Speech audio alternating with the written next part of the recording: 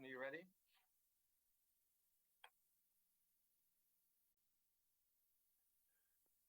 You're on. Ready. You're on.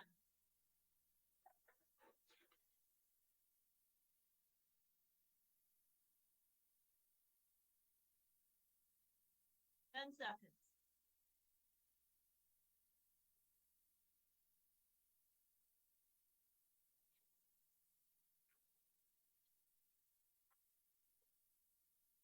Hello and good evening. My name is Kevin Dumas. I am your town manager here in the great town of Mansfield, and thank you so much for tuning in tonight. We have with us here tonight all of your town departments that are relative and as part of our town government. So as we go through and we get to certain parts of it, I'll be opening up for questions. Any questions that we may have for the general public, we'll ask and we can transfer our attendees or our department heads. We can bring them over as a presenter and to be able to engage with you. And we have this opportunity with you because it's a great way to be able to have a little pre-town meeting review. Provides an opportunity to go over our warrant articles, but also some of the things that I think are important for us to bring to you as members of the general public. For those, whether you're watching on cable TV tonight, whether you're watching a rebroadcast or you're with us virtually, it's a great way to be able to go through and get your information prior to next Monday. The real time meeting will be here before you know it, Monday the 24th, and that's going to be over at the Xfinity Center at 885 South Main Street. And we're going to be out in the parking lot for our second time as we still continue and we're coming out of COVID. But this is a wonderful way to be able to get together as a group tonight, kind of go through as a precursor for what we have on our agenda and what we'll be talking about. And it's important to note that, we wouldn't be here if it weren't for the voters in Mansfield and our registered voters coming out in full force in order to be able to deal with the town's business. This is the real deal. This is where the rubber hits the road, and really we wouldn't be here for all the hard work and determination of the town staff to make these things present.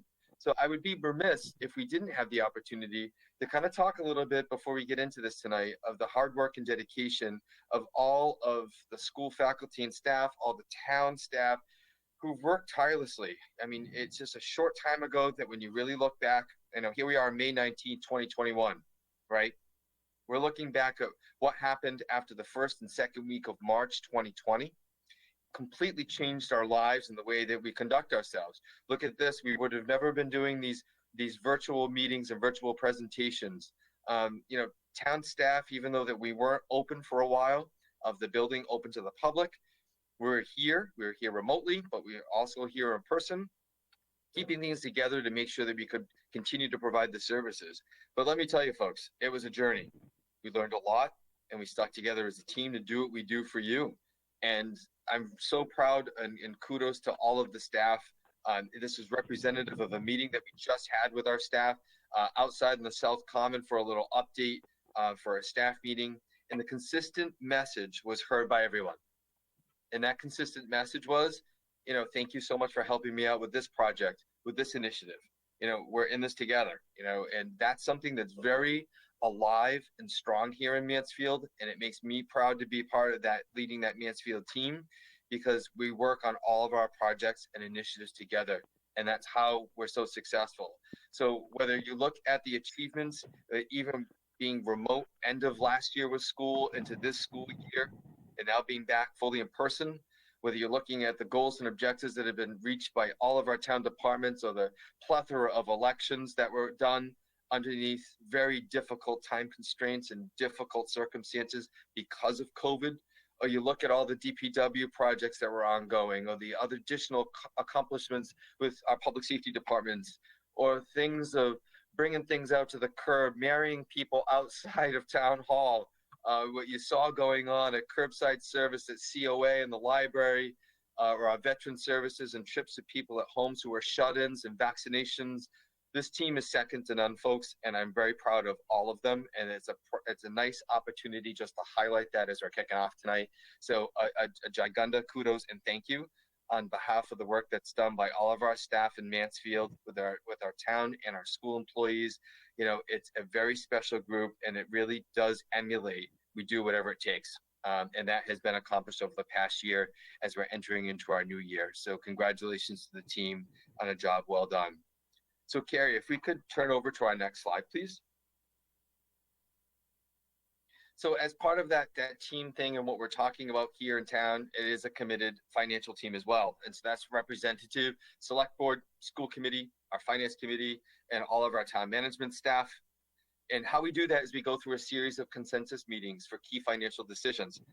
We did that and we're repeating that. It's kind of like a rinse, wash, repeat of what we've done in the past in order to get to where we are at this point in time in building a fiscal year budget. And in this case, this is fiscal 2022's budget that we're going to be talking about here tonight, as well as performing extremely well under the current circumstances in fiscal 2021. There were financial reserves that were put into place and thinking, we're weathering for the storm. We ended up weathering quite well, and also putting to good use of the CARES Act funding that was in place, and also, making sure that if we didn't need it, we didn't spend it. So overall budgetary, what we expected, and with additional state aid, it is expected to be able to go through. And as our commitment from last year's consensus meetings, we are, as part of the fiscal 22 warrant, we will be, in adhering to our policies, returning funds to our stabilization fund. We had taken 1.5 million last year of our $4 million reserve fund. We had taken that to be able to set aside into and fund the fiscal 21 budget. We will be fully 100% returning those funds, but we will be asking for your support at town meeting on Monday. So again, well performing under fiscal 21. We're setting ourselves up for a good position in fiscal 22, and as part of what we're looking for moving forward for fiscal stability in 22 and beyond. So next slide, please. So it's also important as a refresher of where we've been. So our free cash that were certified last fall, and so that was back on September 15th, 2020, as you see on your screen. That was from the prior fiscal year. So that was fiscal 20 ending balance was 1.391 million of certified free cash. And for those who may be tuning in, what that means is that after all the expenses are paid and after all the revenues brought in at the end of the day, it's what literally is provided as a positive fund balance for undesignated fund balance, which is called, also known as free cash. And we can use that for any lawful purpose. And this is good to highlight exactly where we were. So you can see that we had allocated funding through, and that was at our special town meeting. That was November 7th. And that went towards the shortfall as anticipated. And that went to being able to cover the regional assessment for our parking revolving fund. That was $200,000 that we had set aside. Prior year bills, $5,078. Money that we set aside for 5 and 10 year revaluation and cyclical inspections for the assessor department of $30,000 and $40,000 respectively. Money that we set aside for uncompensated absences for $100,000. We put an additional money of reserve aside into the FinCom reserve account for approximately $791,000. And then we paid down 2 amounts of debt that we had remaining for the fire station improvements over at Plymouth Street for $125,000 to eliminate the remaining portion of that debt, as well as paying off 50% of the remaining Tower 1 repairs for the fire department of $100,000. So therefore, the balance that we would have would be zero. But it's just good to refresh on what we did, where the money went, and why we did go through and be able to set aside that dollar amount. Next page, please. So for the fiscal 2022 operating budget, this shows where the money comes from. So the general fund reserves of where it comes from. So the allowable tax levy generates about 72 million. State aid is almost 22 million, so 21.929. Local receipts of 8.4 million. There's indirect costs of 678,000. Other interfund transfers for 172,000, and then rescue plan funding for revenue offset of 1.2 million. And that's where the entire amount comes to $104,755,250. I have a little background noise, so I would just ask that if anyone who's with us tonight, if you can just please make sure that your microphones are muted, that would be fantastic. Thank you. Next page, please. So this gets on to the next section of the budget, which goes into the general categories of where you find. So where do the dollars go? And that's an important question a lot of people have. And certainly for that, you can see the general government makes up 4.8 million, public safety 11.3, school expenses for education 56.2 million, the Department for Public Works Division 5.08 million, Human Services 794,000, Culture and Recreation 981,000, our debt service of $4 million, state assessments that we have to pay to the state that they charge us for of 2.3 million, insurance for a little over $1 million, employee benefits for 17.5 million, miscellaneous and transfers out of 120,000, an overlay for tax abatements for 385,000. And again, this total equals the revenue total. So a balanced budget of $104,755,215. Next page, Carrie. So part of the budget highlights, and also the superintendent will be doing her portion as well, underneath the schools portion of the budget. As it relates to the town side of the ledger, this budget requires no free cash and no stabilization funds to balance this budget. So the town's main stabilization fund is not being touched. And as if you recall a few moments ago, the 1.5 million that we borrowed last year is being repaid to the town's main stabilization fund. And again, no free cash is used to balance this budget. It assumes very conservative revenue projections. It's something that we hold near and dear to. And the thing that I really hold near and dear to personally as well is that we owe consistent town services to you. And that's something that I take very, very seriously. And I think that for our 24,000 residents in town, we owe that to you. And you shouldn't have to guess what's happening from one year to the next. So we do use very conservative revenue projections. And again, anything that's in excess of that would be a positive balance for us. And the fact that we're not adding new additional FTEs to our general government budget for fiscal 22. On the next page, you'll see as it relates to additional things, as it relates to assumptions that we make.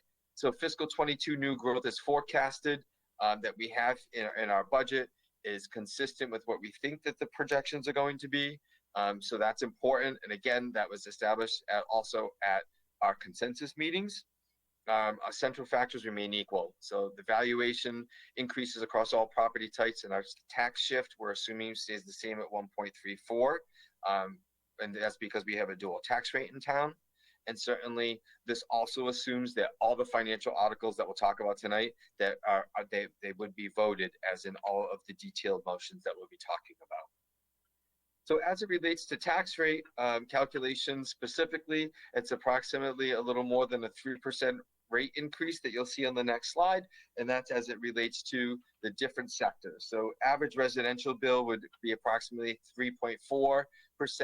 Average commercial, industrial, personal property tax bill would be about 3.48 versus 3.49, assuming that we stay at the split.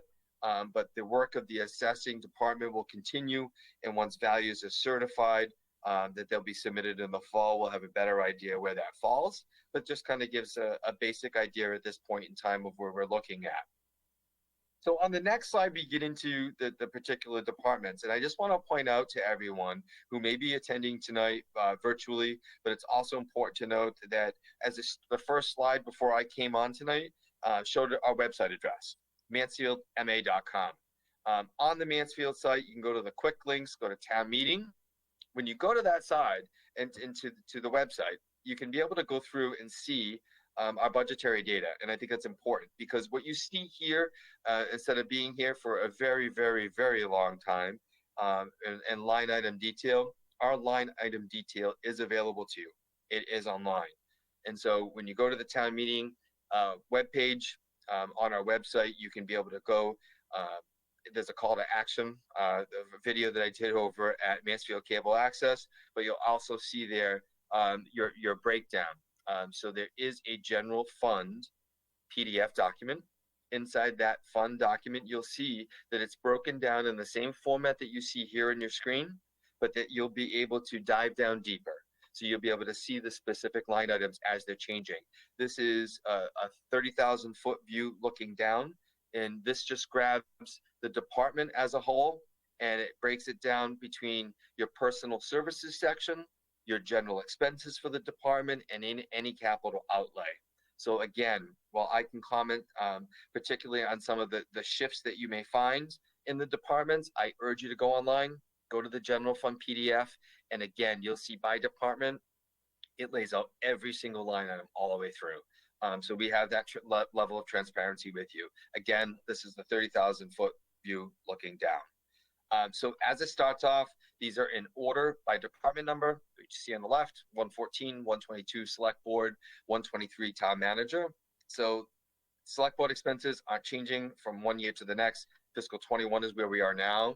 22 is where we would be going and what we're requesting from you for July 1st. So when we get to the town manager department and you see the shift, I'd like to be able to explain, as I did at last June's town meeting, it's for the same reason.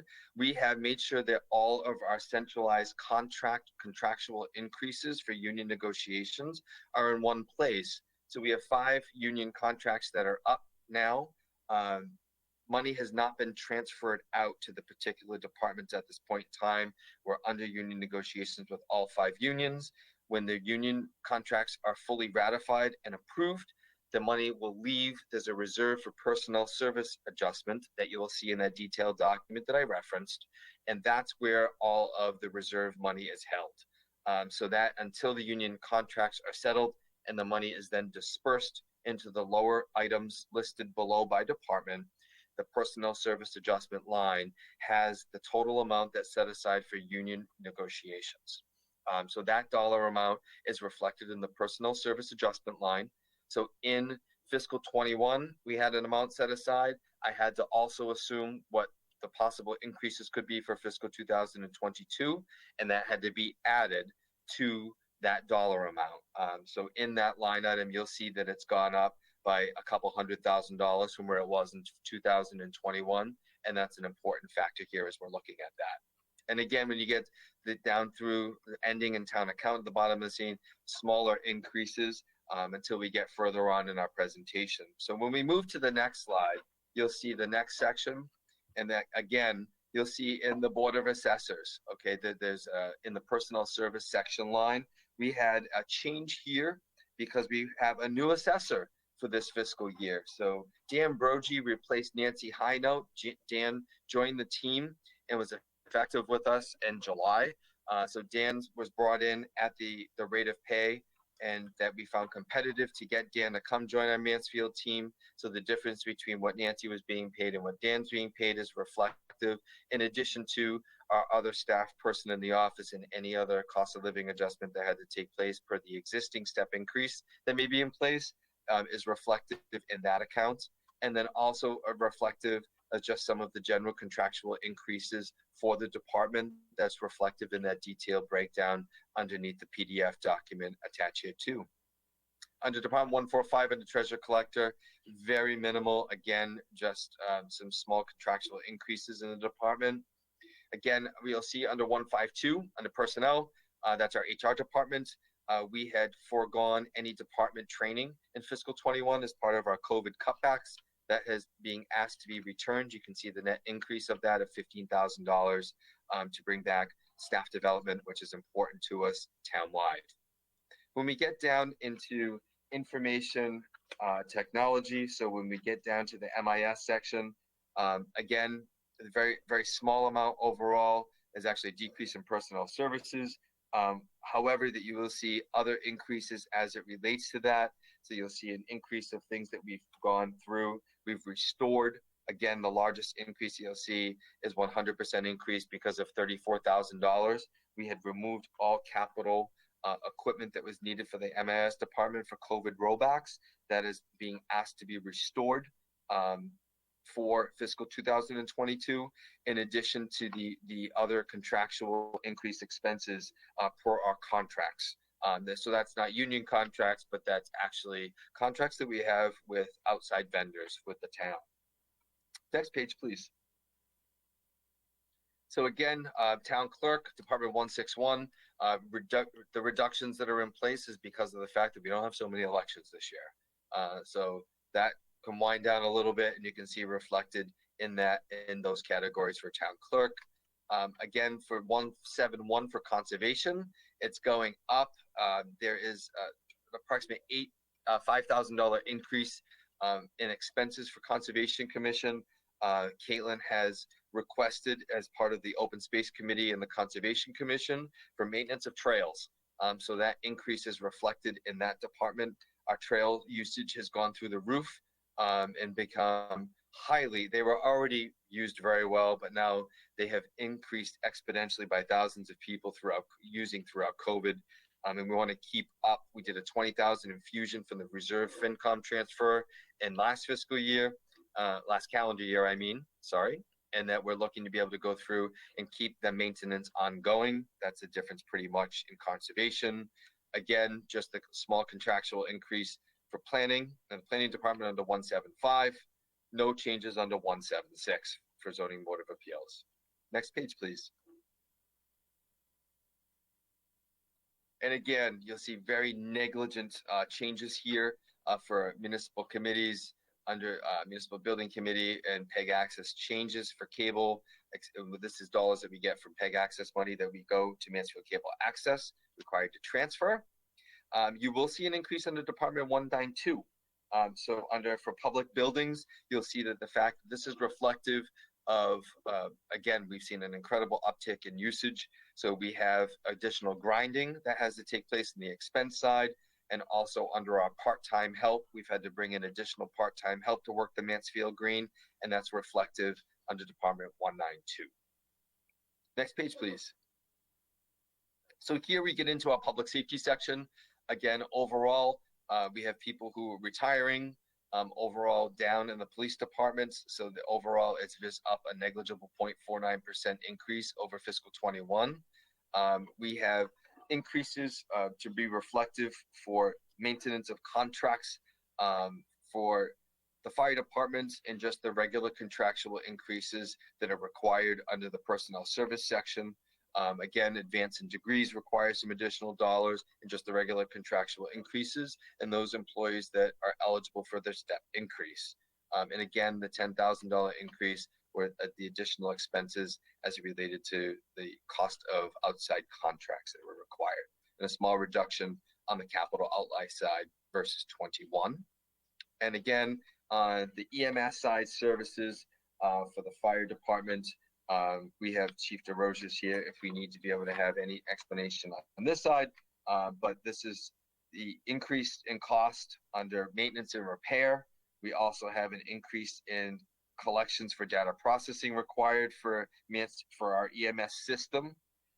Also for EMS, this is budgeted for the first time of a $5,000 increase in this section. Previously, it was in public health. This has now been transferred over to the EMS department under Chief DeRosiers. And also there was a line item in the fire department that was transferred down into EMS to be appropriate. It was moved from the fire budget to the fire budget, went down. Also some increases for some $400 increases and the $3,000 increase due to cost increases in vehicle supplies, and also in EMS other supplies are reflective in this section versus fiscal 21 to 22. Next page, please. So again, public safety dispatch, we no longer have dispatch. We belong to regional SEMREC, and that's our SEMREC assessment, so no change there. Only contractual increases for STEP and any cost of living adjustment that's required there for inspectional services. And again, under emergency management, very change, as only $500 change for your total public safety at 2.47% total. Next page, please. Education personal services.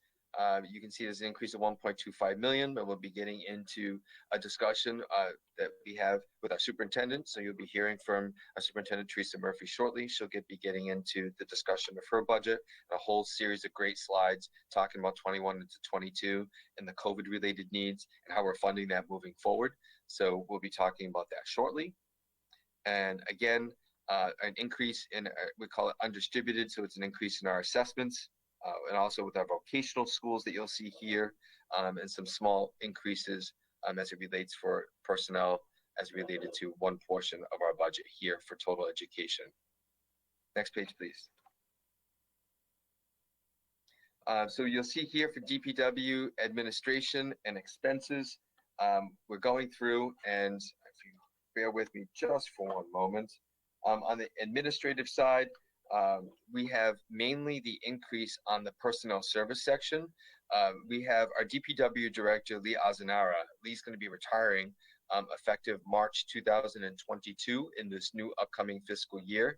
And as part of our training, getting ready for his replacement, we want to make sure that we're providing the necessary overlap for the training and expertise. This is a very large department overseeing DPW administration, public buildings, parking, water, sewer, and the highway division.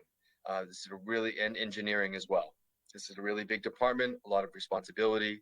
So the successful candidate will have the opportunity to be able to go through and to train with Lee prior to his departure, and at least getting a one cycle of budget and capital improvements and getting the full training and transitions in place. We're doing this not only in DPW.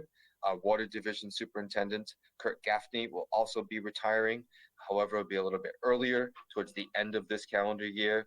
And we're also providing for that same type of overlap for training and reassurance for these two important positions. And on the expense side, that you'll find in DPW administration, this is purely the increase in our trash contracts, disposal, and processing.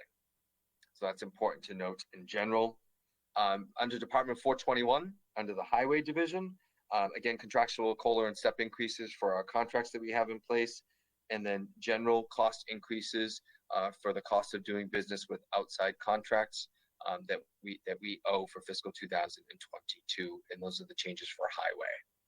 And you will see a minus here on capital outlay, and this is because in the fire department, this is the last year of a grant. We had been raising money and putting this aside that we would eventually transfer when the grant ran out. But in the meantime, while we were raising it, so we wouldn't have a fiscal cliff, we had a very good place to put that, and that was going to the actual capital outlay for our roads and sidewalk programs, and Mr. Cook was using that for our roadway construction and sidewalk construction dollars. So that leaves his budget this year. He'll still have his road bond and his Chapter 90 money to be able to use for the work that we do. However, this $179,000 goes over to the increase that you saw in the fire department to replace the grant that was paying for some of our staff that we had hired a number of years ago. Snow and ice stays the same here, as you see under Department 423, 425 under vehicle maintenance, and again, any of the contractual related costs that we have here, and that you saw a $5,000 budget reduction in order for us to meet our budget reductions that we put in place. And level funding, Department for Town Fuel, Department 429. Next page, please.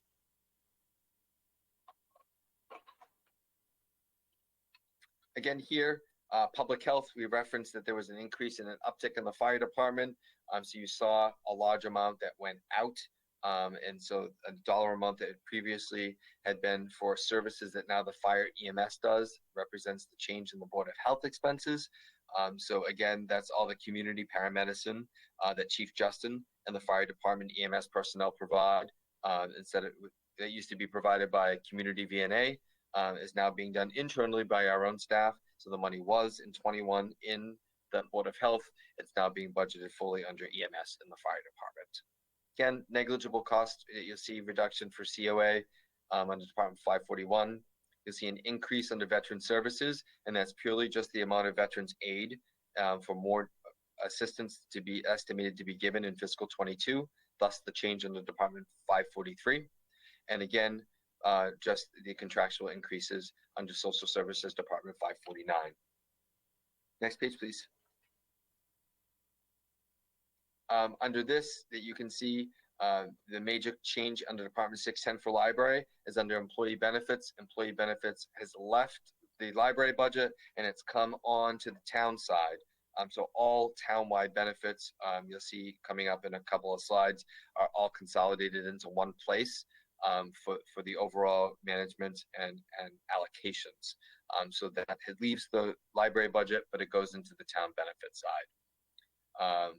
Again, under very small amounts, again, and just the contractual increases that we have for park and recreation, and no changes in the other budgets that we have listed below for total culture and recreation.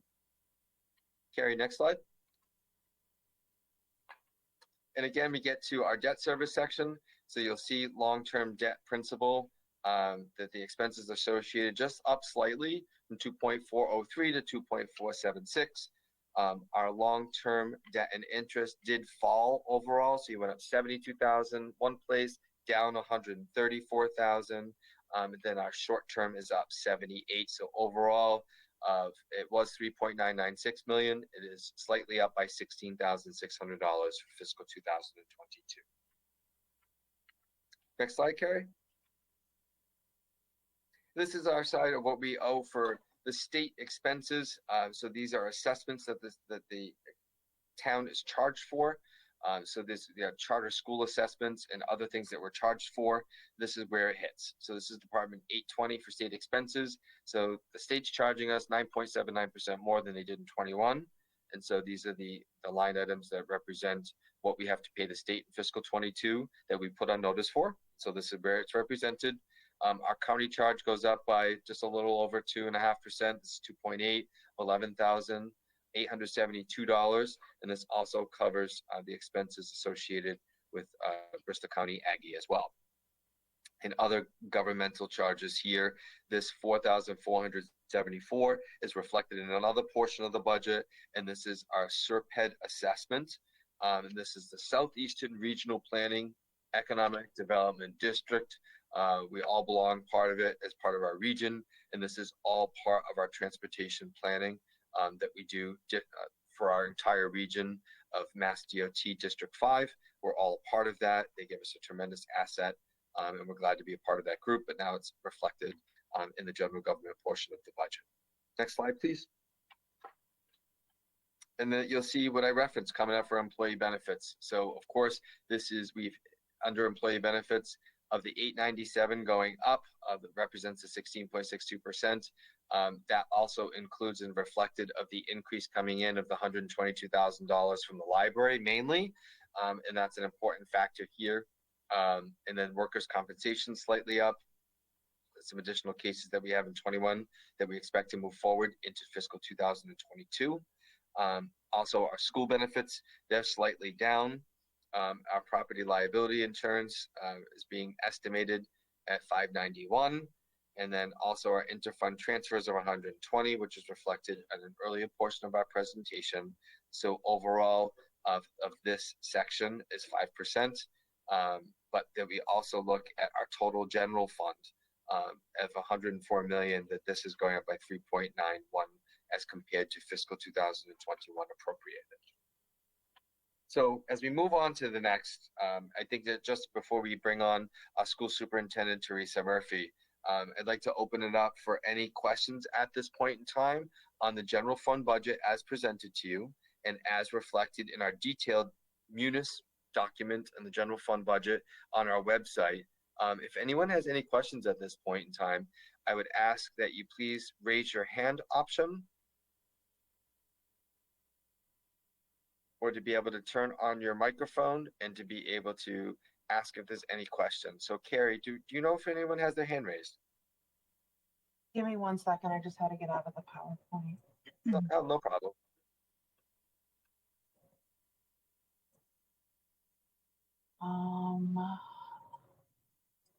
I do not see anybody with their hand raised.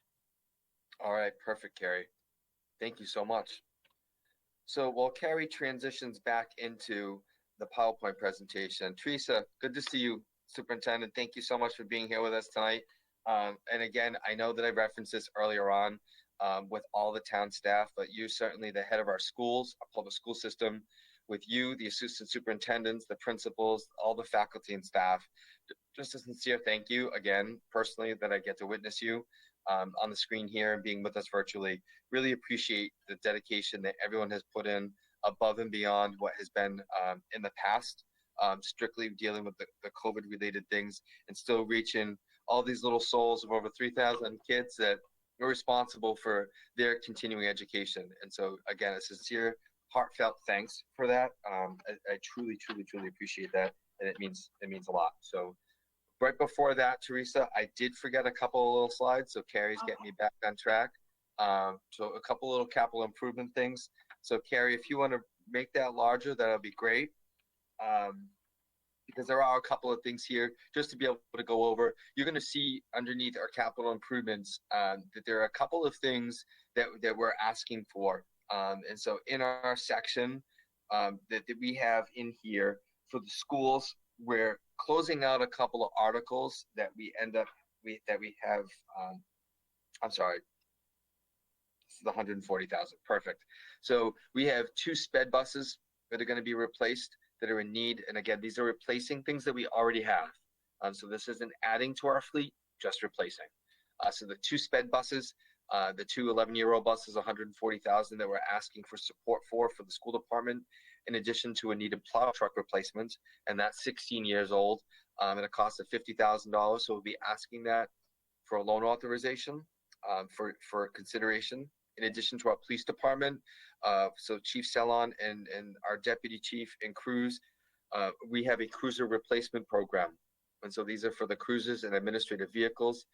We had pushed this off last year due to COVID, so we're currently slated to replace 4 vehicles.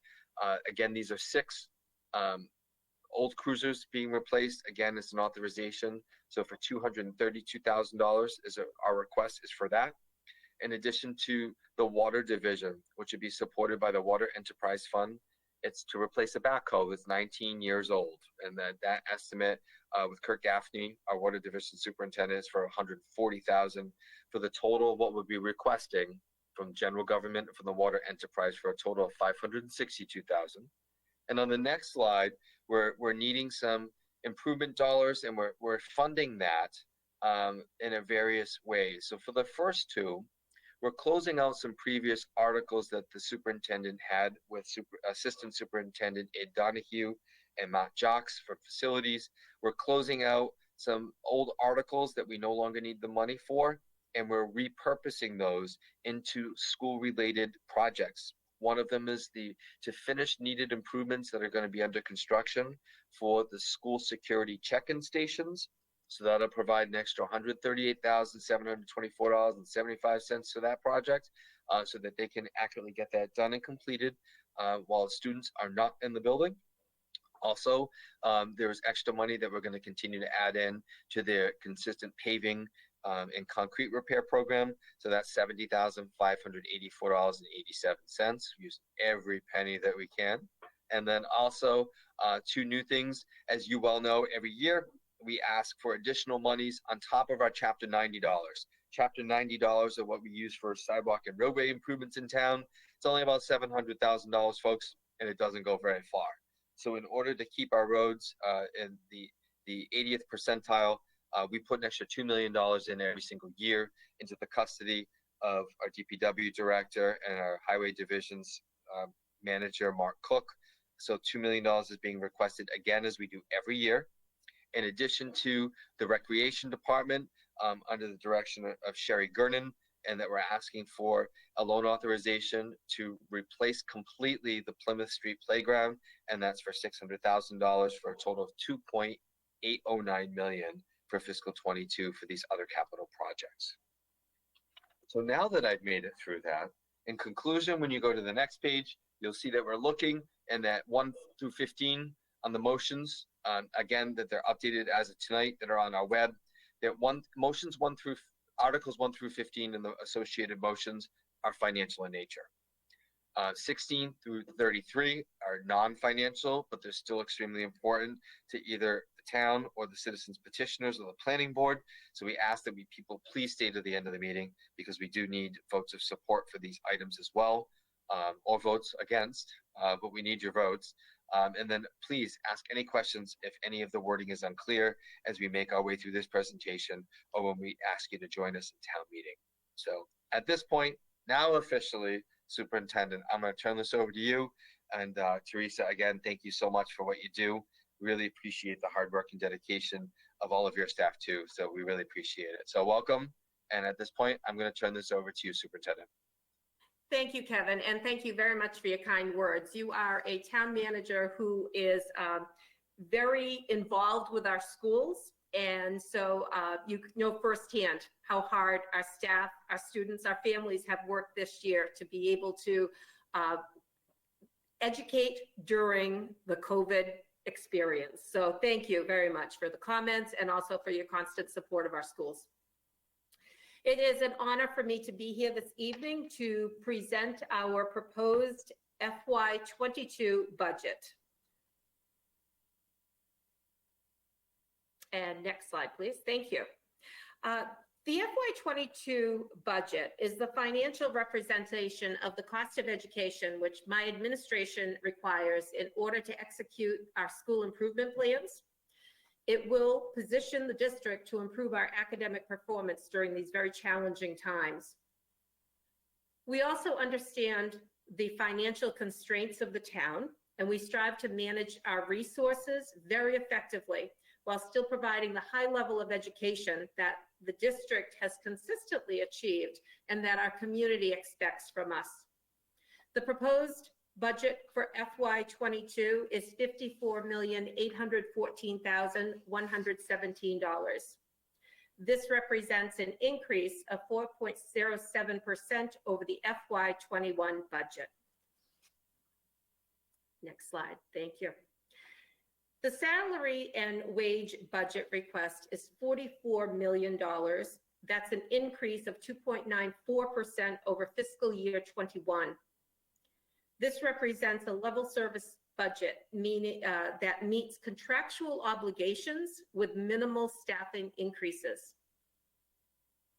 The goods and services budget request includes an increase in technology due to the increase of our one-to-one initiative, the one-to-one device initiative, as well as the hardware, software, and network-related costs for increases.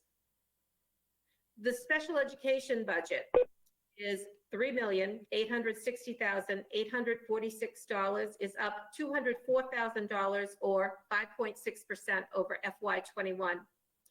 This reflects our best estimate of the number of students in out-of-district special education placements and the anticipated tuition increases. It also assumes using $1.5 million of the circuit breaker funds. I should mention that circuit breaker revenue has decreased, and that unfortunately further depletes our tuition revolving account. Next slide.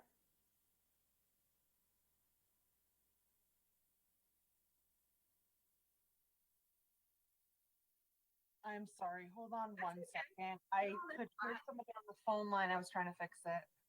That's fine.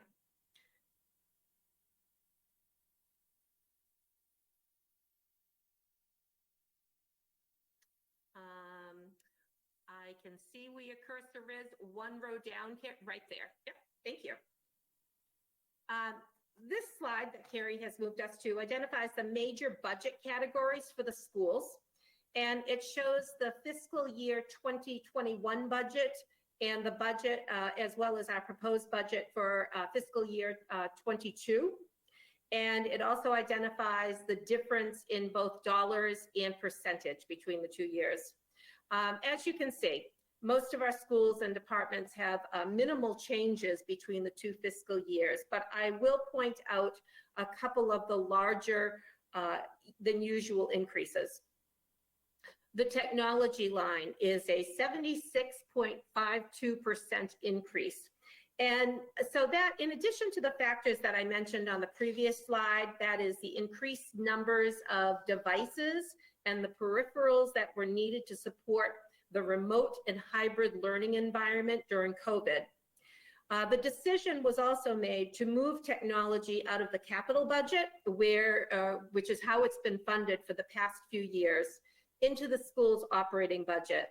And that has been a decision that was made in consultation with the budget subcommittee, which of course includes representatives from the school committee, the select board, and also the finance committee. So that increase is the percentage increase in our operating budget, again, reflects what had been previously funded through capital.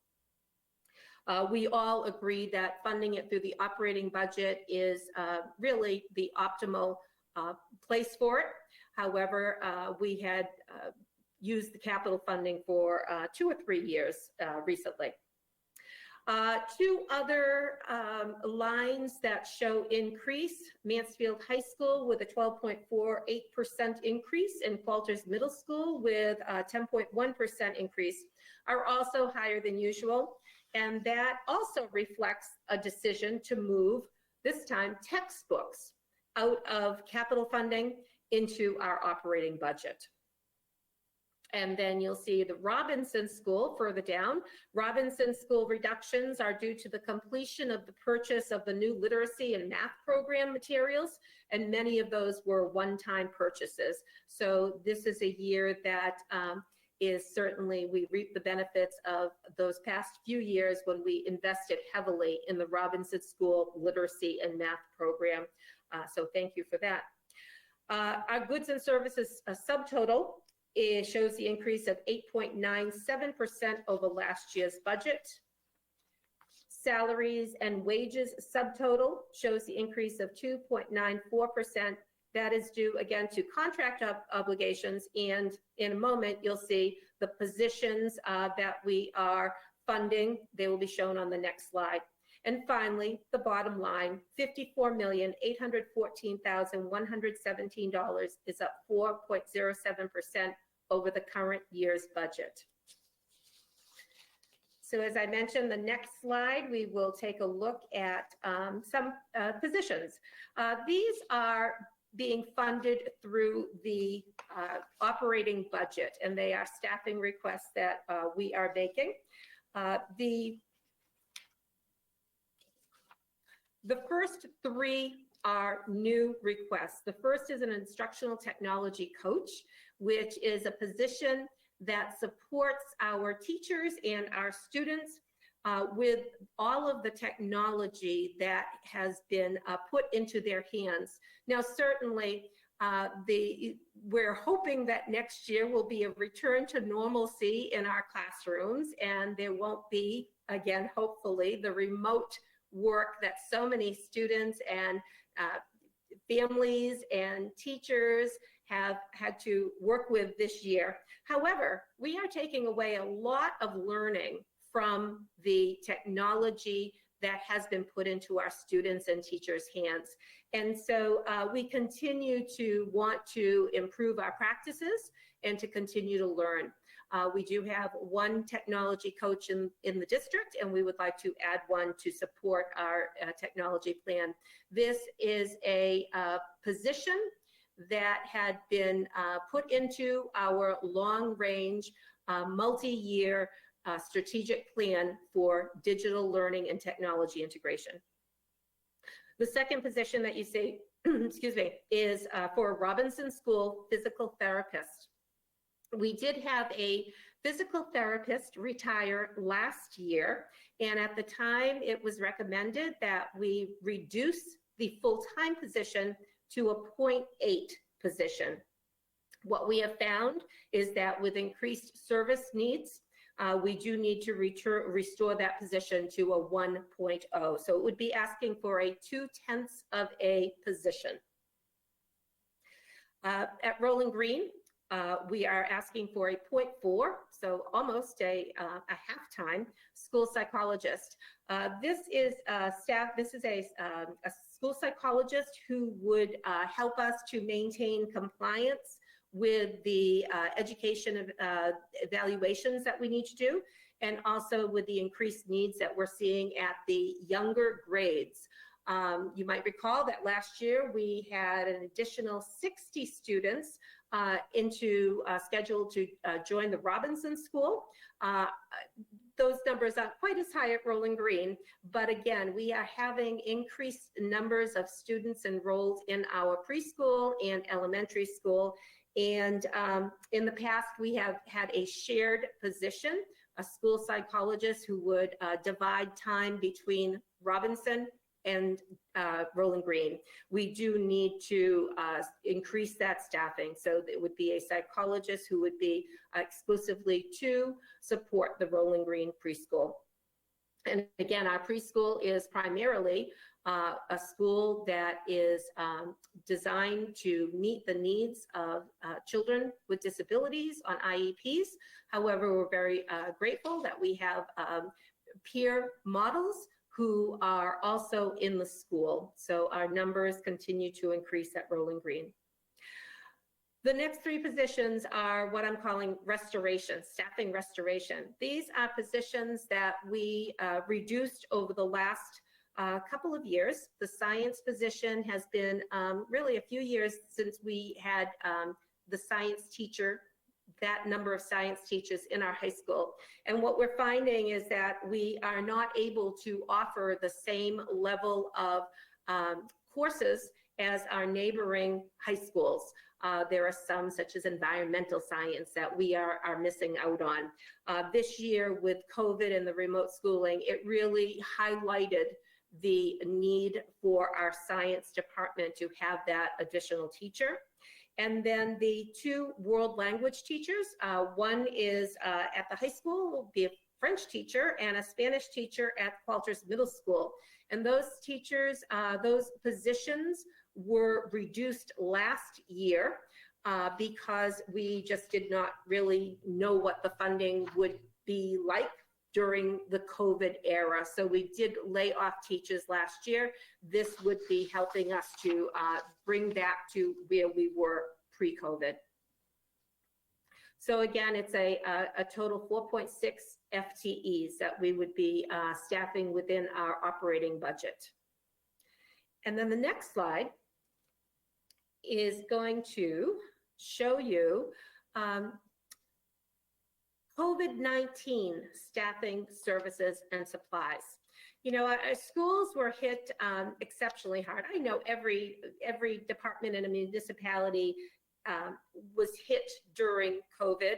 Schools, probably because of the numbers of people who are served within our school and all of the families who support their children, I think it was very apparent that schools, not just in Mansfield, but throughout our nation, really had very difficult time being able to provide the services, staffing, and supplies that we needed. The federal government is funding what they're calling ESSER grants. They are Elementary and Secondary School Emergency Relief Fund grants, and they are meant to provide the support that schools need to follow up on COVID. So in that area, we have the three S's: staffing, services, and supplies. Some of these represent long-term needs and some shorter-term needs. The grant money, and we are always seeking out grant money, but the ESSER funds have been made available to school districts, and they are really meant to support us, hopefully not just the fall this year, but we have money that we are looking to hold for FY23. So with what we're looking to do next year to be able to mitigate the impact on learning caused by the hybrid learning, the remote learning, the high absences due to students needing to quarantine if they were a close contact to someone who was positive, if they were a close contact at home or in school. We had many students were absent, much more than they ordinarily would be. And so there has been an impact on student learning. So when we talk about interventionists and specialists, as you see our top two positions on math interventionists at Robinson, JJ, and Qualters Middle School, a reading specialist at the middle school, we're talking about people who are going to work with students who are struggling, be able to provide them with remedial services, be able to provide tutoring, be able to work with small groups and pulling students out of their classrooms to work with them. The specialists can move into the classroom and support students. And we believe that providing these supports will certainly mitigate the impact that COVID has had on our student learning. The Bridge program that you see listed under long-term needs at Mansfield High School. The Bridge program is a specialized program to support students who are experiencing some challenges, maybe a long-term hospitalization, they're coming back to school after that, or for other needs. And we are looking to have a paraprofessional who could support that program. The program is staffed by a social worker and counselors, and so a paraprofessional being able to support the students will be most appropriate. We also have staffing, which is considered what we consider short-term needs. For example, this year we hired 2 additional custodians. Those custodians were responsible for going to different schools. For example, the restrooms, the high-touch services had to be cleaned much more frequently than is usually typical in a school, because if you remember back in the fall and winter, we really didn't know, even at that time, how the disease was transmitted. Our custodians have done a dynamite job, and the 2 we hired this year, we look at that as being a short-term need that hopefully after next year, then we would be going back to our regular pre-COVID staffing for that particular department. Substitutes. This year we had to hire many, many more substitute teachers and substitute paraprofessionals, substitute nurses. We did that because, again, the absences on the part of staff were oftentimes higher because of the fact that if they had been a close contact to someone who was a positive, then they needed to be out of the building for at one time 14 days, then it was reduced to 10 days, but people had reasons to be out of school more often than usual. You know, we kept telling our staff members, teachers, and all of our staff that if they were feeling sick, then they needed to stay home. We were very careful, and I believe that the numbers of cases and the numbers of people impacted by COVID was far less than it could have been. We had no in-school transmission, which is amazing. But again, to be able to accomplish that, we needed to hire additional substitutes. We also had to staff what we call it, basically a remote cohort. We had teachers and paraprofessionals who, rather than working with students in a classroom, oftentimes that person was in a classroom, but they were working exclusively with students who were at home. We had about 10% of our population, about 400 students, were educated in the home. Many of them have their own medical issues that needed to be at home, or they live with someone who was health compromised. So substitute teachers was a high expense this year, and we look at it as possibly being the same next year. Among the COVID services that we have using some of those ESSER 2 and ESSER 3 grant funds for special education, compensatory services related to COVID-19. We have $154,000 identified there. Doesn't mean we will absolutely need all of that funding, but we have it for the issues that come up in the area of special education over the next year.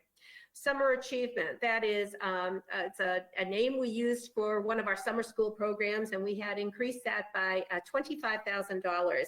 And certainly our summer school programs this year will be increasing in length of the number of days that a summer school program is being offered, and the number of students who will be served.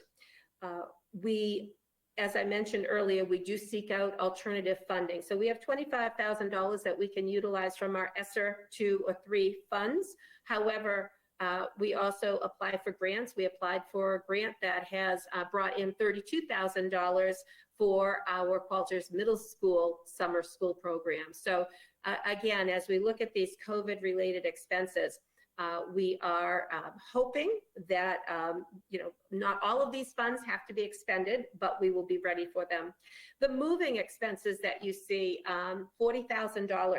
We had to move out of our schools 33 truckloads of furniture and classroom supplies and classroom rugs, because there were COVID requirements that we had to meet for the safety and health of our school. The social distancing required we move so much furniture, file cabinets, you name it, out of our buildings. And our teachers have done well. They knew at the beginning of the year what was going to be going out, and they had to be able to figure out their materials so that they knew that what went out in the spring wasn't coming back, or rather what went out in the summer wasn't coming back. Now, what's interesting is that when we were able to reopen to fully 5-day-a-week in-person learning in all of our schools, we did have to already move some of those materials back into the school so that we had enough desks to serve the students. Remember, everything had to be socially distanced. Our students had to be so many feet apart from each other, which meant that, in some cases, half the furniture in the room was out. So we moved 33 truckloads out, and we're going to have to move it all back in. So we have funded $40,000 as comparable to what it cost us to move it out. As I said, we've already been able to move some back in, a little bit at a time.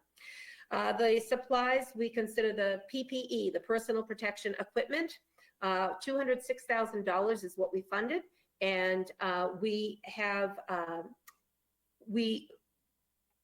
estimated that cost.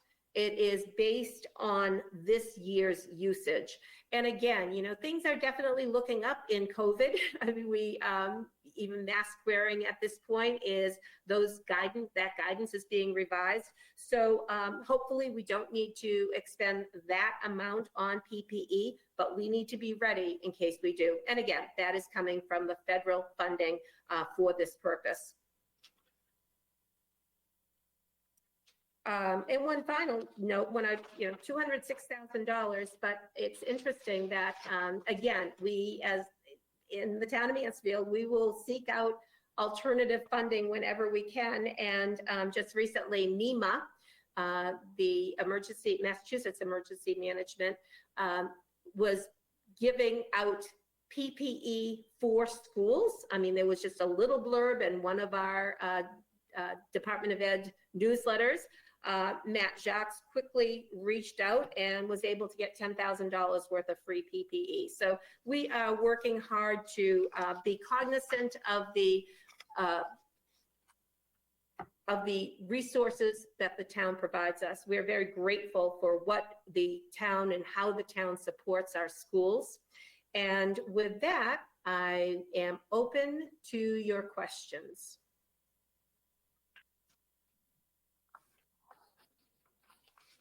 And Carrie will check to see if there's anyone looking to ask.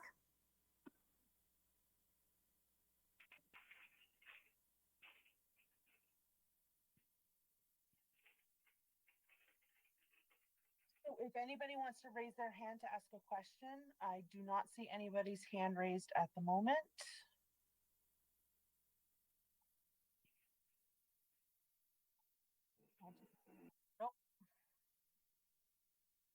Very All right, good. Superintendent, thank you so much. Thank you, everyone. Hope to see everyone at town meeting. If you do, please stop me and say hello. Thank you. See you.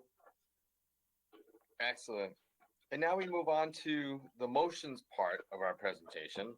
So Carrie's going to bring back the PowerPoint presentation, and we're going to be able to continue our discussion and quickly try to be able to go through and look at our motions and what they represent. So just shortly, that'll be coming up for you.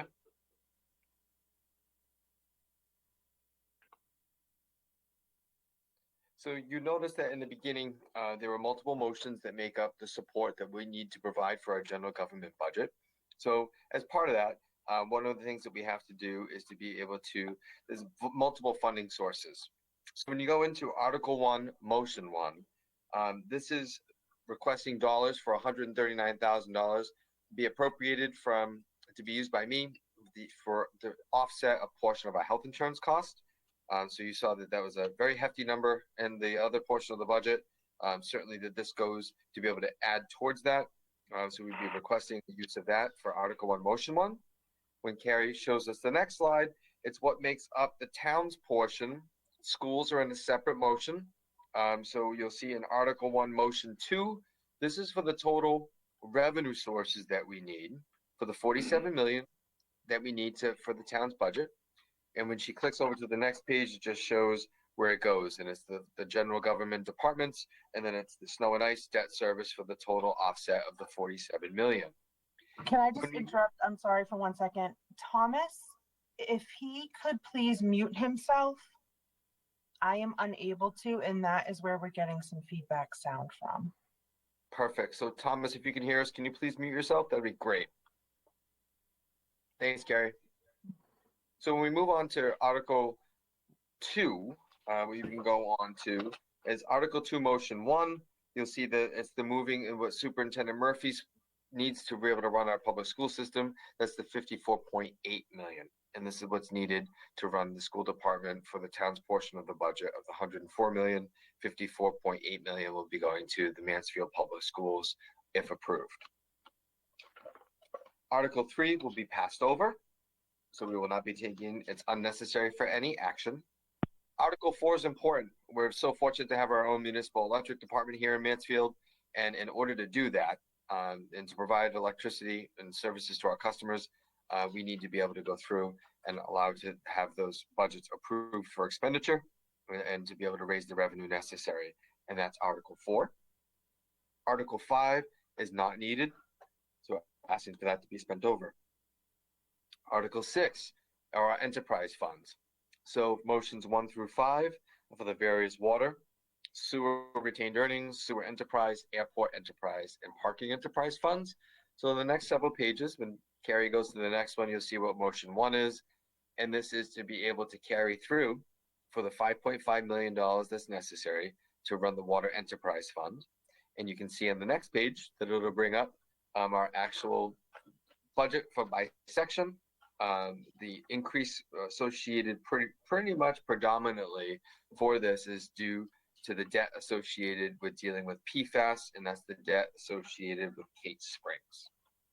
We move on to motion 2. This is to rescind a vote we took back in back in November at our special town meeting. And what it did is it took the sewer retained earnings. We had set a lot of money aside to a reserve fund just in case we needed it. We don't, and we actually need a portion to subsidize the budget. So we're just asking to rescind it. And by doing that, it makes it available for appropriation again. So that's the simple thing here. So therefore, in motion 3, you'll see that we're asking people to approve the $6.5 million total sewer enterprise fund budget, 6.3 in revenue, and then asking for it to be supplanted by 232,000 in retained earnings. And again, when you just go to the next page, you'll see the sewer enterprise fund budget. And there, as I highlighted on your screen, pretty much it's only some contractual increases and some benefit changes. And other than that, it's just a small increase of 2.3% for fiscal 22. Motion 4, it highlights the $184,000 worth of revenue and then the expenses associated with the airport commission to run our airport. And so you'll see again on the next page below, you'll see the broken out section there. And you can see that the difference in capital outlay is predominantly some dollars used for some one-time items that comes down to actually a reduction from 21 into 22. Under motion 5 is the parking enterprise fund. So that's taking care of all our municipal parking lots and expenses associated with them. And you can see when you go into the next page, you can see the actual budget breakdown as presented here. And again, additional budgetary reductions just because of the fact there's not high utilization in our parking lots. So again, that was down like airport from the year before. Article 7 is something that we don't need. So we don't need to raise appropriate for any unpaid bills. We don't have any. So 7's passed over. Also, there's nothing that we have to do for Article 8. So nothing with the reval for 8 or 9. And we're going to be dealing with 8 and 9 in the fall. So we'll be back to be able to deal with those, but that's not something that we have to do right now. Those are space holders if we had to. And so what we do need to is to move on to Article 10. So Article 10, and this is what we talked about to repurpose some money to go towards other purposes. So you'll see that we're asking to free up some money that had been previously appropriated for some projects, and then we're going to be putting them to other projects. So when Carrie moves to the next slide, you'll see of where that's going from, right? So we're taking it from, we're closing out, and we're asking, as I highlighted as earlier part of my presentation, to go towards school security check-in stations and also district-wide paving. And again, the two of those added up together comes to $209,309.62. Our next motion, when we go through into motion, and these are where, thank you, Carrie, this is where they're actually coming from. So we're closing out all these old projects that date back 2016, 19, 17, 18 that we don't need, and we're asking it to be put forth into those two projects. Again, security check-in stations and district-wide paving. When we come into motion 2, this was the annual road bond we talked about. And so this would be providing an additional $2 million. This is something that we do every single year to keep our roads and sidewalks to the 80th percentile. And so we'll go on to motion 3. Motion 3 is something that we're really excited about. This does two things. One, it provides the dollars that are necessary for a new capital project. Thank you to the CIP committee who's been involved, and also for the support from our select board and from the finance committee.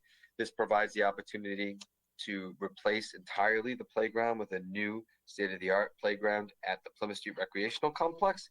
This also has the necessary language that continues onto the next page, that if we are awarded a grant, that could be applicable towards the project as well. So we're looking for support for Sherry Gernon and the Recreation Commission to be able to get a brand new playground over at Plymouth Street, something that's terribly needed.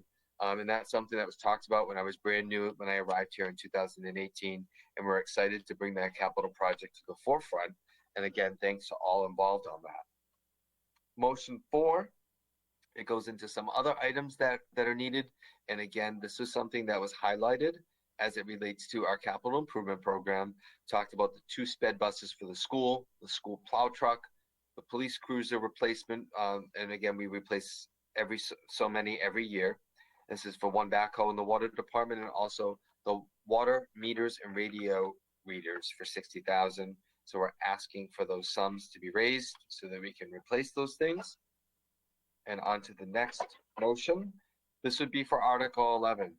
And this would be anything that had to do with some old borrowings, if we had to be able to remove authorizations, unissued balances, and that's to be passed over for Article 12. We do not need that. Article 11. Article 12 presents the opportunity to provide 100% of the available real estate tax exemptions as described under Mass General Law. And that's something that the assessor himself and also Donna in the assessor's office go through on an annual basis. But without this, we can't offer the 100% opportunity. So this is something that allows us to do that. And that's something we do every single year. Article 13 is another annual thing that we have to do, and as required by Mass General Law 4453F and a half, for under revolving funds, we have to approve the annual expenditure limits for these revolving funds. And so we're asking for the approvals. These are the same as 21. We're asking to the repeat in fiscal 2022. Also, the fact, you recall in the next article, under Article 14, this is to repay the town's full stabilization account. But the 1.5 million that we borrowed, we said we promised to pay it back. We're paying it back in Article 14 as long as everyone approves. We do not need Article 15. And Article 16 is something that's really exciting. This is an opportunity for the town of Mansfield to join the green communities. And so I'm sure some people have heard a lot about this. There are a lot of separate slides that are going to be gone over in detail at our annual town meeting on Monday. Lisa Sullivan will be with us from the Department of Energy and Environmental Affairs. So she's going to be with us talking about that. So I'm not going to go into great detail on this. However, here's the basics of it. Right now, there's 290 municipalities out of 351 who've been designated and signed up for the Green Communities program. And in essence, The town agrees that it can, over 5 years, reduce its carbon footprint by 20%. And by doing that, the state allows you to have an annual allocation to be able to go towards helping you towards those goals and objectives. And for us, it's a couple $100,000. It also provides the opportunity for annual grants on top of your annual allotment to be able to be competitive toward your initiatives to become more green. So it's a fantastic opportunity for the town. It does require you to adopt the stretch code, and the stretch code is an additional layer on top of the building code, and it has some additional requirements. It's not a deal breaker by any means at all, but it provides the opportunity to make sure that you're having the most energy efficient home as possible when you're constructing new construction. This is exempt for building modifications, renovations, and repairs. Okay, they're exempt from the stretch code. It's only for something that's brand new residential construction or commercial construction, less than 100,000 square feet or greater than 40,000 square feet for conditioned spaces. So again, Lisa Sullivan's going to be going through all of these. So Carrie, you can be able to tab through these slowly in order to be able to get on to the next portion. But we look forward to seeing Lisa with us on Monday. It brings us up in the end to Article 17 and 18. These items are going to be passed over. And the reason why we're going to be taking these up in the fall, so we're going to pass over 17 and 18, but we will be taking advantage of Article 19. So this is something that's being added as a new general bylaw. It's being recommended, and this is for the registration and maintenance of abandoned buildings, so we can avoid situations like the town had experienced with the Payne School, for example. That's the importance of Article 19. So we'll be going through that in more detail on Monday. And as we move to Article 20, this is the needed vote. We had taken a vote originally at special town meeting on November 7th. And so this is to provide for any new, to amend, replace, or revise the updated plan that was really more than 3 years ago, and all of the right-of-way and necessary easements that are necessary for the expanded rail trail. For those who have been following this project, the rail trail is going to get extended from the airport, and it's going to go all the way down into the town of Norton, almost to the city of Taunton by the industrial park. So this is something that's really great, all being funded for with federal money, federal and state money. We're really excited about this project. It'll be advertised in July of 2022 for construction purposes, and hope to kick off within the year after that. But this is something really exciting, but this is necessary. So that's Article 20. Article 21. At this point in time, we're getting into the planning board sponsored articles. So I know that Sean Burke is with us here tonight. Sean's our planning director. So Sean, I know that you were gracious enough with Jen Crowdy Davis today to come up and provide the explanations of the smaller amounts of this. But Sean, are you there with us? Yes, I am. Hey, Sean. So we're on Article 21 as it relates to the 5G explanation. So I just wanted to figure if you can go through 21 through 24 with us, that'd be fantastic. Absolutely. Articles 21 and 22 are housekeeping articles. Article 21 specifically is to add 5G, that's fifth generation wireless communications, to as an allowed use to the airport zone. That was inadvertently left off the town meeting article in June of last year at the annual town meeting. So we hope to add that at town meeting on Monday night to take care of that oversight. Article 22 is of a similar housekeeping article. What this would do would be to amend the zoning bylaw to allow adaptive reuse of historic structures in both the business floor zones and and the transit-oriented development zone, that area around the train station, by special permit. At the time of the adoption of adaptive reuse, the business floor zone did not exist, nor did the transit-oriented development zone exist. So this is an amendment that would seek to allow that important use, the adaptive reuse of historic structures in both the business floor zone and the TOD zone by special permit. So Article 23, titled Site Plan, is going to be passed over. And the reason for that is the planning board wants to do some additional work on the wording of this particular provision of the site plan submission requirements. And we'll see this again in the fall. Article 24 is the floodplain bylaw. And I think it's very important that I tell you what it isn't before I tell you what it is. It's not an amendment to the floodplain zones. It's not an amendment to the floodplain maps. It's what we're seeking to do is adopt similar definitions and procedures that conform to the NFIP program, that the National Flood Insurance Program, and as recommended by the Massachusetts Emergency Management Agency. As Mr. Dimas just mentioned, there's 351 cities and towns in the Commonwealth, and quite a few of them use different definitions. So the amendments in Article 24 seek to put us on the same page with NFIP and with MEMA. So our definitions are the definitions that they use in defining the various floodplain zones, and in procedure for seeking relief for a variance in the floodplain.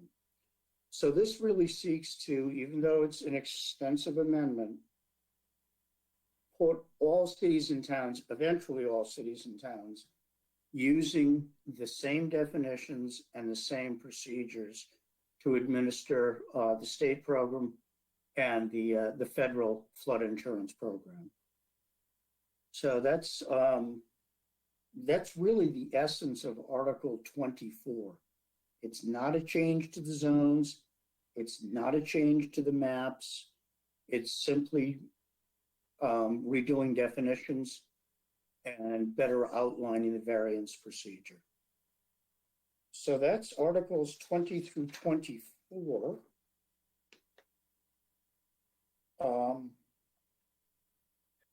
And I think we then move on to the citizens petitions. No, I have two next, Sean. So hold on one second. My bad. Not a problem. Sean, thank you very much. Appreciate it. Oh, you're welcome. You're welcome. So Articles 25 and 26 have to do with the Mansfield Fire Department and Mansfield Police Department. We're requesting, as we have bargained with the union, to leave civil service. And so what this does is that this helps us to be able to go through and to be more timely in our hiring and replacement process. Our own hiring processes versus having to go through the state can be more customized to meet our needs, emphasizing the local control that's necessary and community standards in our recruitment and screening and our hiring. With civil services become certainly more and more restrictive and fail to adapt in a long lag in the times. Dwindling test takers and overly restrictive rules, it has not kept pace with the changing demands of our society today. So the rate and pace of change necessitates a move away from civil service.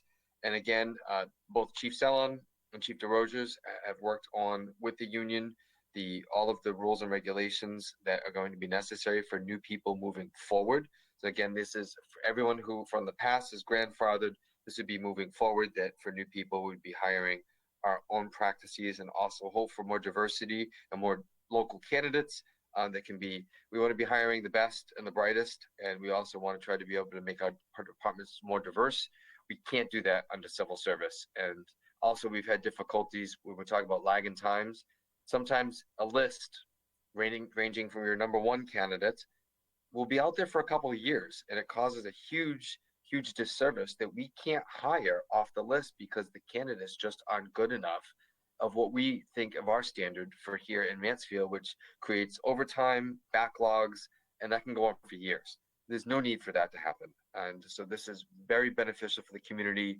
We've bargained with both of our unions in police and fire. I thank them for their cooperation, in addition for the hard work and determination of both of our chiefs and our management staff who've made this possible to get to this point in time. So we thank everybody involved in that process, and that we're hopeful for support for the removal of civil service of both the fire department in Article 25 and also for the police department in Article 26. Next slide, please. Now we get into our citizens petitions. So, Carrie, do we have our citizens petitioner for the Willowdale Estates subdivision? Do you know if the person's with us tonight? I am not sure of the person's name that's supposed to be here for that. Okay, so there's a public outcry right now. So this would be for Article 27, if you are the petitioner. This would also be for Article 28, which is Julia Lane and Lorraine Way. And then also for Article, I don't know if that's also 29. 1 second, please. No, it would just be for 27 and 28 for those streets. And so these are just street acceptances. Our checklist has been gone through, and they're ready, and they're being petitioned for us to take over officially as town streets. Going once, going twice, 3 times. Article 29, Carrie. This article is to be passed over, and this was in regards to Chauncey Street rezoning. That's being passed over, so that's something that's not going to be taken up. Also, Article 30 was withdrawn, so that's not going to be something that we're going to be taking up at this town meeting at all, which brings us to Article 31. So the Article 31, to see if the town will amend the town zoning bylaw, Schedule 4.2B as in boy, the density and dimensional regulations. Do we have our citizens petitioner with us here tonight for those recommended changes for your citizens petition?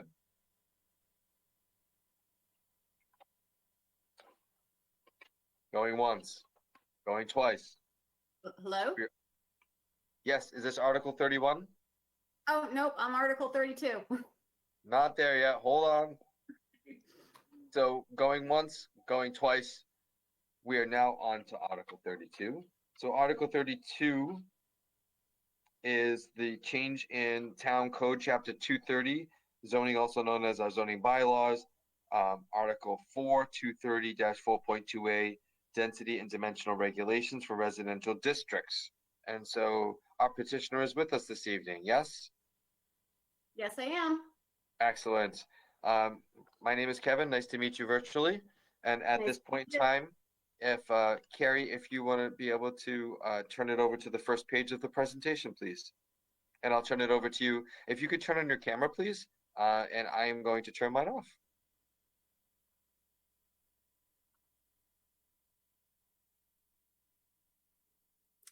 Hello, so I am proposing a zoning bylaw amendment to the density and dimensional regulations in residential districts to add a note following that educational facilities and childcare facilities, in addition to standards set forth in the schedule of density and dimensional regulations, that the following standards shall apply. And I have minimum open space of 50%, maximum net floor area of 2,500 square feet, and maximum height structures of 35 feet.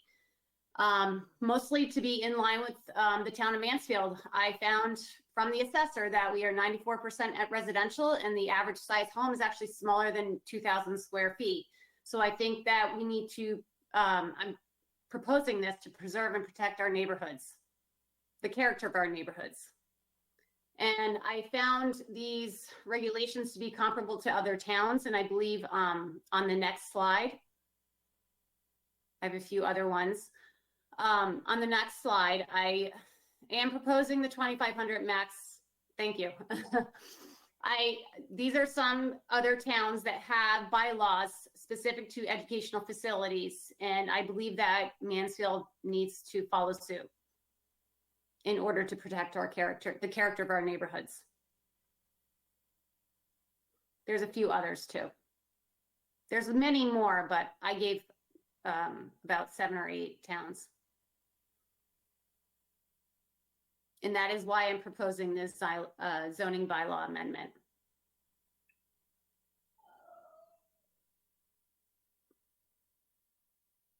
Trying to be quick to the point right now.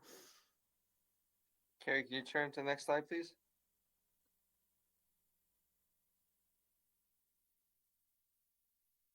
And petitioner, do you have any more to say on your citizens petition? No, I don't. Okay, excellent. Thank you very much for your time tonight, and thank you for being with us. Carrie, we're going to move on to Article 33, which is our last citizens petition for tonight. It's our last article. This is what was filed, and it's in regards to fluoride. Hi, Thomas. Good evening. How are you? Good. Can you hear me? We certainly can. Welcome. And Oh, at this point in time, I'll turn this over to you for your citizens petition, sir. Excellent. So it's Article 33. And good evening. My name's Tom Urantian. The petition is to ask the town of Mansfield voters to stop adding fluoride to our public drinking water. And why now? Well, it's been 30 years since we started the process, and I think on issues like this, we should at least reconsider them every 30 years. So my next slide. Next slide.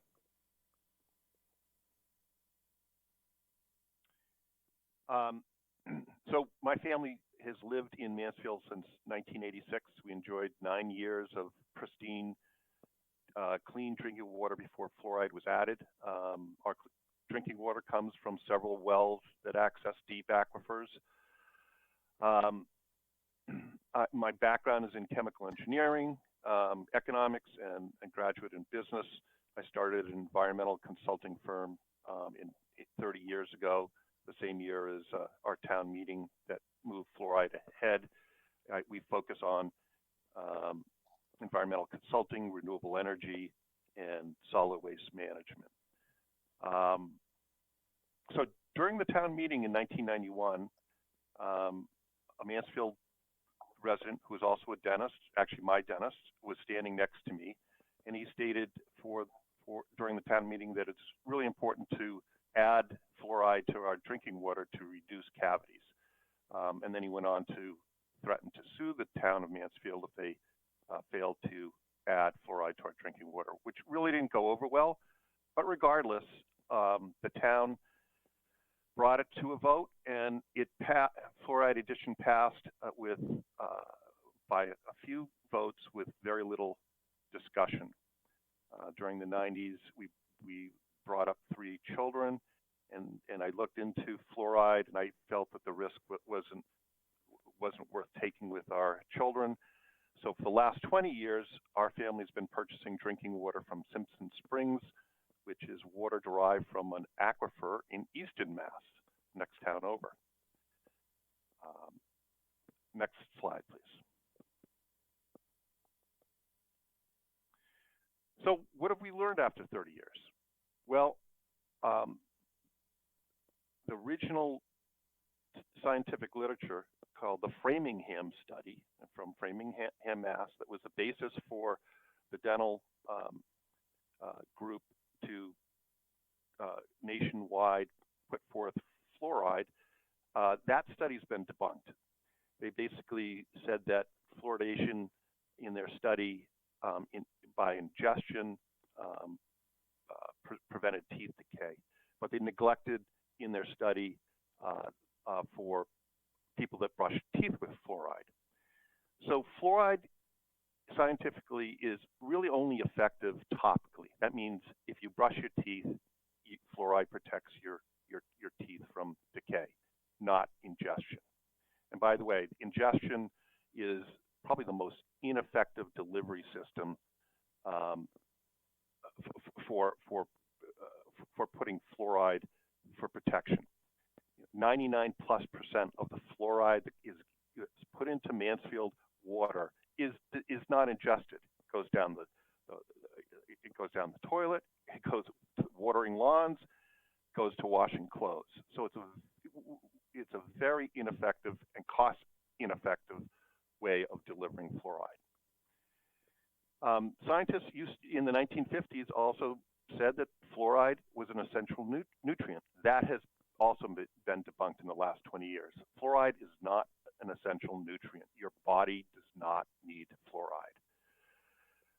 Many studies over the last 30 years have found that fluoride is a known neurotoxin. It accumulates in the pineal gland. Your pineal gland is also known as the third eye. It provides intuitive intelligence. It atrophies that gland, and it harms intuitive intelligence. Children and other vulnerable populations that are overexposed to fluoride harm developing brains. Fluoride does increase bone mass, but that bone mass that's increased is of poor quality. And there's also an increased risk for underactive thyroid gland. Fluoride is more reactive than chlorine. So that's the second thing we put in our drinking water supply is chlorine to kill bacteria, to keep it sanitary. Our water department samples many fluorinated organics, chlorinated organics, because chlorine interacts with organics. But fluoride is more reactive than chlorine, but yet we do not test for fluorinated organics that may be bad for us, and we just don't know. And that's another risk. In 2015, we used to have a standard of 1.2 parts per million of fluoride in our drinking water. The U.S. Public Health Services lowered that standard by 40% to 0.7 parts per million. This is what happens with science. It's reviewed every now and again, and they've found that level was too high. So they lowered the bar by 40%. There is now a suit against the U.S. EPA in California federal court, and EPA is trying to defend themselves by ignoring current science deliberately. But that trial may be resolved this summer, and it may be prohibited in the United States altogether if successful. Next slide. So what are other nations worldwide doing? Most developed nations in the world prohibit adding fluoride to drinking water. The U.S. has the most people in the world that are exposed to drinking fluoride, 2.5% to be exact. Of the total world, which is 7.4 billion people, 370 million drink artificially fluoridated water, or 5% of the world's population, and of that, 186 million U.S. citizens drink fluorinated water. So what are other nations doing, countries that we're familiar with that prohibit addition to fluoride? 97% of European countries, all of China, all of Russia, and many more. Next slide. So where does our fluoride come from? So we did some research. The distributor is in Fall River. It's called Borden Remington, a well-known chemical company. My company buys chemicals from them. It's very reputable. But where do they source fluoridation chemicals? Well, Mansfield is in a group of towns that pool their purchase of fluoride, and it comes direct from China. So Mansfield adds fluoride chemicals that are from China.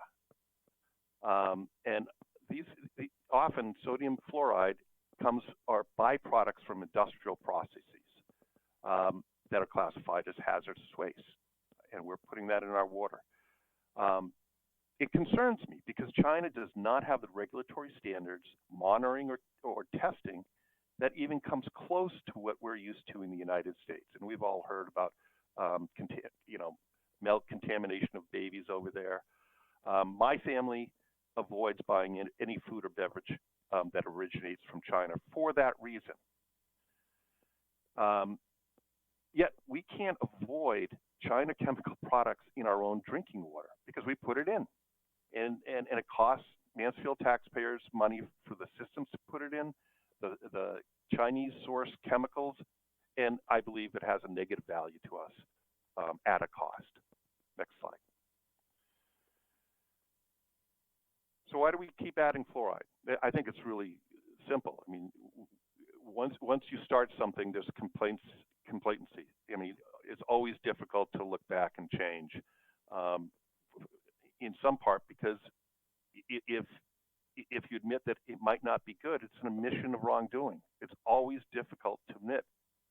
And I also believe that there's been a failure to review the recent 30 years of scientific research and what medical doctors are saying about fluoride in water. You know, medical doctors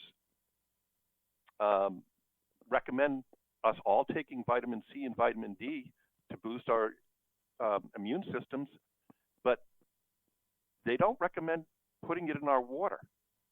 That should be our choice. It shouldn't be mandated, and fluoride is mandated. Next slide. So, you know, whatever you believe about the science of this, and there are pro-fluoride people and anti-fluoride people, but aside from that, it really should be your choice. We live in America. It's a free society. You should be able to choose whether you consume or ingest fluoride or not. And you should be responsible for yourself and your family. So let it be your choice and vote to stop public mandated fluoridation of Mansfield public water. I can take any questions. Thanks. Carrie, do we have any questions out there?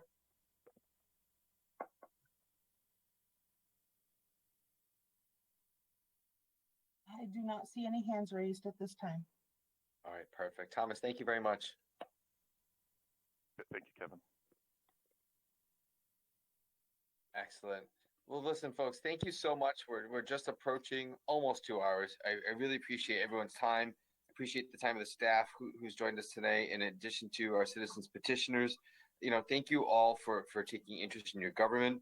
We're here to do this for you. We're really proud to be in a position where, you know, we run your town effectively and efficiently, and we do have a wonderful financial team in place, and you've got wonderful staff who really care a tremendous amount of what they do for you, our residents. So thank you so much. Really appreciate it. It's a call to action. Please don't forget us. We need your attendance because without you, town meetings simply can't happen. So again, it's the Xfinity Center, Xfinity, and it's at 885 South Main Street. It's Monday, 5:30 p.m. We're looking for a good weather day, and we need your presence. And so we'll see you all again Monday, and we can't wait to see you. And thanks again. Have a great night. Thanks so much.